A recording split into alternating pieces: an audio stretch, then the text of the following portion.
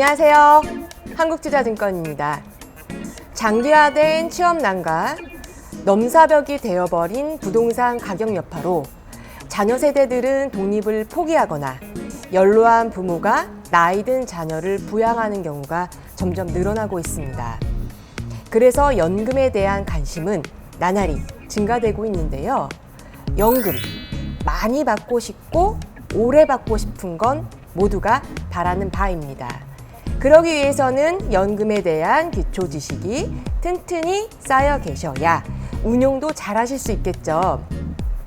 오늘은 연금에 대한 두 전문가분을 모시고 연금 기초 지식에 대해서 알아보도록 하겠습니다. 안녕하세요. 안녕하세요. 네, 자기소개 부탁드리겠습니다. 안녕하세요. 한국투자증권에서 퇴직연금 컨설팅 업무를 담당하고 있는 장국관입니다. 반갑습니다. 안녕하세요. 저도 한국투자증권 퇴직연금본부에서 퇴직연금 상담 그리고 컨설팅을 담당하고 있는 이종률 대리입니다. 반갑습니다. 코로나19 팬데믹 현상을 겪으면서 경기 침체를 방어하고자 시중에 막대한 자금을 풀면서 주식, 부동산, 가상화폐까지 모든 투자 상품 가격이 상승했습니다. 월급만 차분히 모으면 나만 뒤처지는 것이 아니냐, 이런 심리가 작용을 하면서 최근 연금에 대한 관심은 나날이 증가하고 있는데요. 어떤 상품에 투자하고 어떻게 운용하고 이런 내용은 참 많은 것 같은데 정작 연금이란 무엇인지 이 연금에 대한 기초 지식이 부족한 것 같습니다. 팀장님, 네. 연금이란 무엇인가요? 네. 국민연금은 다들 아시잖아요. 이제 연금이라는 것은 직장인이나 자영업자 분들이 소득이 있을 때 미리 저축하고 은퇴 후 소득이 없을 때를 대비해서 준비하는 것이 이제 연금인데, 월급처럼 정기적으로 받기 때문에 제2의 월급이라고도 합니다. 근데 다만 국민연금은 의무적으로 가입을 해서 노후의 가장 기본적인 생활을 보장하는 것이 그 의미가 있고, 오늘 말씀드릴 퇴직연금과 개인연금은 좀 더 여유로운 노후 생활을 보장하기 위한 게 목적이기 때문에 오늘 내용을 잘 한번 들어보시면 도움이 되실 것 같아요. 네. 네, 그럼 연금은 크게 국민연금, 퇴직연금, 개인연금 이 세 가지로 구성이 되어 있는 거네요. 예, 맞습니다. 이를 통칭해서 3층 연금 제도라고 통칭해서 말씀을 하죠. 예. 퇴직연금의 경우 제가 사회 초년생이었을 때 사실 제 퇴직금이 DB인지 DC인지 이 DB, DC라는 단어조차 생소했거든요. 네, 맞습니다. 우리나라의 대부분의 회사가 퇴직연금 제도에 가입이 되어 있습니다. 그런데 우리가 직접 직원분들이 이제 고객님을 현장이라든지 사무실에 방문을 하였을 때 어떠한 상품에 가입되어 있으신지, 심지어 퇴직연금 DB/DC 어떤 제도에 가입되어 있으신지 모르시는 분들도 많으시더라고요. 그래서 이번 기회에 인사 시스템이라든지 인사부에 문의를 하셔서 퇴직연금 제도에도 문의를 드려보고, 마지막에 소개해드릴 통합연금 포털에서도 내 퇴직금을 확인하실 수 있습니다.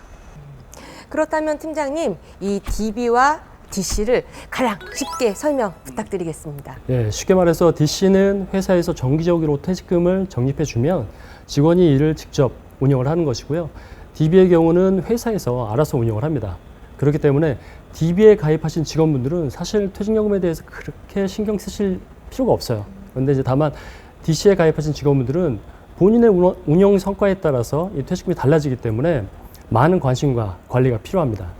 아, 그렇다면 주체가 누구냐 이 차이인 거네요. 그렇죠. 나에게 유리한 퇴직연금 제도가 DB인지 DC인지를 결정하는 기준은 어떻게 될까요? 실제로 현장에서도 말씀해 주신 그 질문을 가장 많이 받는데요. DB하고 DC를 비교해서 판단을 할 때 크게 두 가지를 비교하시면 되는데요. 첫째는 임금 인상률, 그리고 두 번째는 운용 수익률입니다. 보다 쉽게 설명을 드리면 신입사원처럼 향후 근무할 기간이 많이 남아있거나 임금 인상률이 높게 예상이 되는 직원분들 같은 경우는 DB를 그대로 유지하시는 게 맞고요. 그리고 고참급 직원분들처럼 임금 인상률이 낮다고 예상이 되시는 분들은 DC로 전환을 검토해 보시는 게 좋죠. 통상 현장에서는 연평균 2 내지 3% 정도의 임금 인상률 이하라고 하시면 많이들 DC로 전환해서 직접 운영을 하고 계시고요. 임금 피크제, 앞두고 계시는 분들은 실제로 DC로 반드시 전환을 해야지만 절대적으로 유리하다고 보시면 될 것 같아요. 예. 그렇다면 임금 상승률이 운용 수익률보다 더 높으면 DB, 반대로 임금 상승률보다 운용 수익률이 더 높으면 DC, 그리고 임금 피크에 전환을 앞두고 있으면 DC를 꼭 기억하라는 말씀이시죠? 맞습니다. 예. 네, 이 대리님이 깔끔하게 정리를 해주셨네요. DC형이야말로 수익률이 정말 중요한 건데 사실 이 DC형 수익률이 좋지 않다는 얘기가 들리거든요. 네, 실제로 이제 통계를 보면 2019년 기준 퇴직연금 국내 가입자들의 평균 수익률은 연 2%에 불과하였습니다. 근데 같은 기간 국민연금의 수익률을 보면 연 11%에 달했는데요. 이렇게 수익률이 차이가 나고 퇴직연금의 수익률이 저조한 이유는 국내 퇴직연금 가입자의 80% 이상이 연 1%의 원리금 보장 상품에 가입이 되어 있었기 때문입니다. 거의 방치 상태에 가까운 거죠. 그럼 퇴직연금 제도를 먼저 도입한 미국, 호주, 캐나다의 경우도 이 DC형이 원리금 보장 상품이 대부분인가요? 예, 전혀 그렇지 않고요.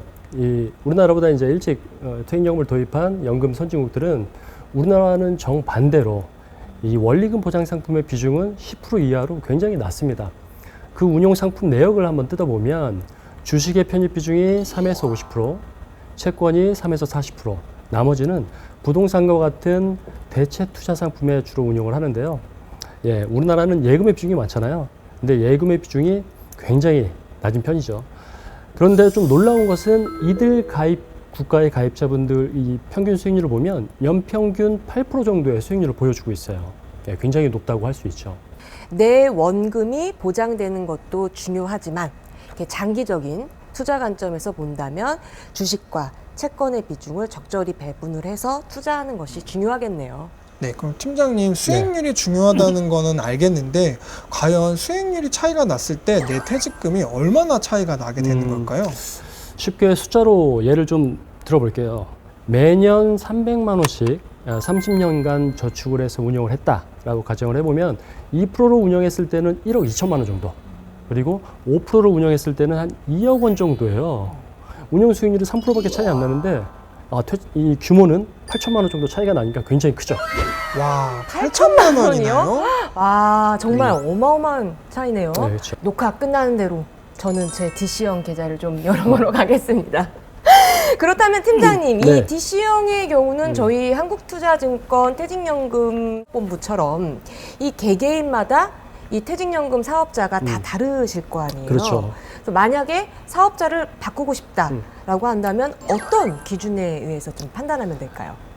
통상 사업자를 선택할 때는 한 3가지 정도의 기준으로 참고를 좀 하시면 좋을 것 같은데요. 그 첫 번째는 무엇보다 수익률이죠. 연금 사업자가 수익률을 그동안 잘 내왔는지 비교를 하시는 게 가장 중요한 기준인데요. 이 수익률을 비교할 때는 이 금융감독원 통합연금 사이트라는 곳이 있습니다. 그곳에 들어가시면 각 퇴직연금 사업자별로 기간 수익률을 확인하실 수가 있는데, 수익률을 비교할 때 주의하실 건 1년, 2년 단기적인 수익률만 비교하지 마시고요. 이 연금이라는 것이 장기간 운용하는 상품이기 때문에 10년 정도의 장기 수익률을 꼭 비교하셨으면 좋겠습니다. 그리고 두 번째로 중요한 건 내가 상품을 얼마나 다양하게 운용할 수 있는지가 중요할 것 같아요. 최근에 이제 투자에 관심이 많으신 분들이 이 증권사의 ETF나 리츠와 같은 상품에 운용하기 위해서 많이들 이동해 오시거든요. 근데 여기서 팁을 하나 드리면, ETF를 일반 계좌에서 운영을 하게 되면 이 매매 수수료라는 게 발생을 합니다. 근데 연금 계좌에서 운영을 하면 이 수수료가 없어요. 네. 그리고 마지막으로 이제 중요한 부분이 수수료인데요. 수수료는 뭐 아끼면 아낄수록 좋은 거잖아요. 예. 그래서 개인퇴직계좌라고 하는 IRP라는 계좌가 있는데 통상 수수료가 발생을 해요. 그런데 한국투자증권에서 온라인으로 가입했을 경우에는 이 수수료가 전액 무료입니다. 그리고 더불어서 가까운 지점의 PB를 통해서 관리까지 받으실 수 있기 때문에 이 부분은 꼭 참고를 해주셨으면 좋겠습니다. 네, 잘 알겠습니다. 지금까지 DC형 계좌에 대해서 알아봤는데 지금부터는 IRP 연금저축 계좌와 같은 개인연금 계좌에 대해서 말씀 나눠보도록 하겠습니다. 특히 IRP가 용도는 어떻게 되는지 이 대리님 정리 부탁드릴게요. 네, IRP는 우리가 앞서 말한 퇴직연금 가입자가 퇴직을 하시거나 이직을 하실 때 퇴직소득을 받을 수 있는 계좌를 말합니다. 더불어 소득이 있는 누구나 계좌를 개설해서 가입자가 추가 부담을 하여서 세액공제 혜택을 받는 계좌를 말합니다. IRP 계좌는 퇴직 전에는 세액공제 용도로 활용을 하다가 퇴직 후에는 퇴직소득세 절감 효과로 활용. 이 두 가지 기능이 맞나요? 네, 맞습니다. 퇴직할 때만 필요한 것이 아니라 누구나 필요한 계좌가 바로 IRP 개인용 퇴직연금 계좌입니다. 네. 그리고 최근 코로나19 이후에 이 투자에 대한 관점이 이제 바뀌면서 특히나 MZ 세대들이 이 연금 계좌에도 관심이 많이 증가하고 있는데요. 소액이라도 하루빨리 이 IRP 계좌에 자기 부담금을 불입을 했다면 전혀 불입을 하지 않고 퇴직금만 가지고 연금을 받아서 생활하시는 분들과 어느 정도 차이가 나게 되는 걸까요? 정말 꼭 필요한 질문 해주셨습니다. 말씀 주신 이제 MZ 2030 세대의 경우에 소득이 높지 않고 또 장기적으로 연금 계좌에 돈이 묶인다는 이유로 내가 자기 부담금을 넣었을 때 얼마나 큰 차이가 있을까, 별다른 혜택은 없는 것 아닐까 이런 생각을 많이 하는데요. 실제로 예를 들어 설명을 해보겠습니다. 매월 25만 원씩 연 300만 원을 납입하였을 때 퇴직금은 1억 원을 가정을 했을 때 만 30세부터 납입을 했을 때 내 퇴직금은 2억 5천만 원이 됩니다. 반면에 납입을 5년 늦춰서 만 35세부터 납입을 하였을 경우에는 퇴직금은 2억 원밖에 되지 않습니다.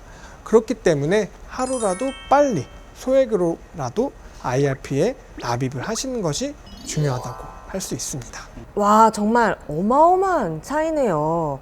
제가 20대 때부터 불입을 했더라면 제 노후가 더 넉넉했을 텐데 여러분 늦지 않았습니다. 하루라도 빨리 소액이라도 시작해 보시길 바라겠습니다.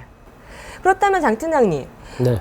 만약에 50대이신 분들이라면 지금 퇴직이 얼마 남지 않았으니 그렇죠. 지금부터 자기 부담금을 넣는 게 크게 도움이 될까? 이런 생각 많이 하실 것 같아요. 어떻습니까? 예, 실제로도 그렇게 생각하시는 분들이 굉장히 많은데요. 역시 늦지 않았다라고 말씀드리고 싶어요. 이제 50세 직장인분이 10년 동안 약 700만 원씩 매년 불입을 한다라고 가정을 하면 퇴직금 1억 원을 가지고 노후를 준비하는 것보다 약 8,500만 원 정도 추가로 노후 자금을 준비할 수가 있기 때문에 늦지 않았으니까 지금이라도 시작하시는 게 좋죠.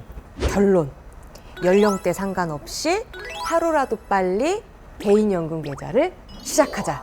네, 지금까지 퇴직연금, 개인연금에 대한 기초 지식을 튼튼하게 하는 시간이었습니다. 마지막으로 연금 관련 꿀팁 한 가지씩 주고 가시죠. 예, 가능하다면 하루라도 빨리 이 연금 상품을 가입을 해서 노후 준비를 하시는 게 유리하다고 보여지고요. 추가로 하나 더 말씀을 드리면 그동안은 예금으로 많이들 운영하셨잖아요. 보수적으로 운영하기보다는 앞서 말씀드린 펀드나 ETF 그리고 리츠와 같은 다양한 상품들을 좀 활용하셔서 수익률을 높이는 방향으로 관리를 하셨으면 좋겠습니다. 네, 저는 오늘 많이 언급되었던 금융감독원의 통합연금 포털을 기억하셨으면 좋을 것 같습니다. 통합연금 포털은 이름 그대로 연금 정보를 다 모아놓은 인터넷 사이트인데요. 공동인증서라든지 핸드폰 인증을 통해 간편하게 국민연금, 퇴직연금 그리고 개인연금과 같은 3층 연금의 적립금 정보를 한눈에 확인하실 수 있습니다. 그리고 모바일에서도 별도 어플 설치 없이 확인하실 수 있으십니다. 네, 오늘 나와주신 두 분 다시 한번 감사드립니다. 감사합니다. 저희 한국투자증권 퇴직연금 앱에는 더 다양한 연금 관련 꿀팁 정보가 마련되어 있으니 많은 관심 부탁드리겠습니다. 튼튼한 내 노후를 위해 든든한 동반자가 되어드리겠습니다.